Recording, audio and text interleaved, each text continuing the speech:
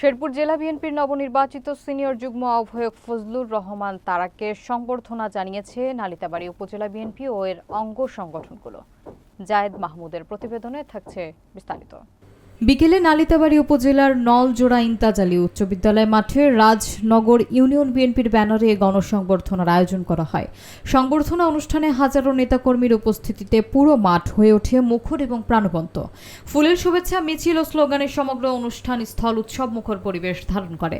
প্রধান অতিথির বক্তব্যে ফজলুর রহমান তারা বলেন, দলের দুর্দিনে তৃণমূল নেতাকর্মীরা এই বিএনপির প্রকৃত শক্তি, তাদের ভালোবাসা এবং দৃঢ়তা আমাকে অনুপ্রাণিত করে। তিনি আরও বলেন, আন্দোলন সংগ্রামে এই তৃণমূলই হবে পরিবর্তনের মূল হাতিয়ার। সভাপতিত্ব করেন মোহাম্মদ হাতেম আলী এবং সঞ্চালনায় ছিলেন দুলাল হোসেন। বিশেষ অতিথি ছিলেন জেলা বিএনপির যুগ্ম আহ্বায়ক মোহাম্মদ কামরুল হাসান। অনুষ্ঠানে যুবদল, স্বেচ্ছাসেবক দল, ছাত্রদল, শ্রমিক দল সহ ইউনিয়ন এবং উপজেলা পর্যায়ের নেতাকর্মীরা সক্রিয়ভাবে অংশ নেন। যে নেতৃত্ব আশা করে সেই নেতৃত্ব আমাদের ফজলুর রহমান তারা ভাই, প্রিয় ভাই বন্ধুগণ, আগামী দিনে আমাদের এই যে নেতৃত্ব দরকার, তারেক রহমান যে নেতৃত্ব চাই, সেই নেতৃত্ব হলো ফজলুর রহমান তারা ভাই। আমি আপনাদের সকলের কাছে কৃতজ্ঞ।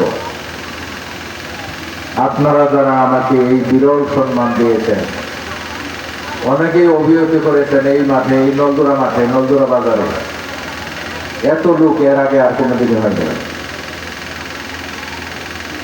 আমি সকলের কাছে, যে সকল নেতৃবৃন্দ এই আয়োজনে সম্পৃক্ত, যারা সহযোগিতা করেছেন, যারা এসেছেন, আমি সকলের কাছে কৃতজ্ঞ।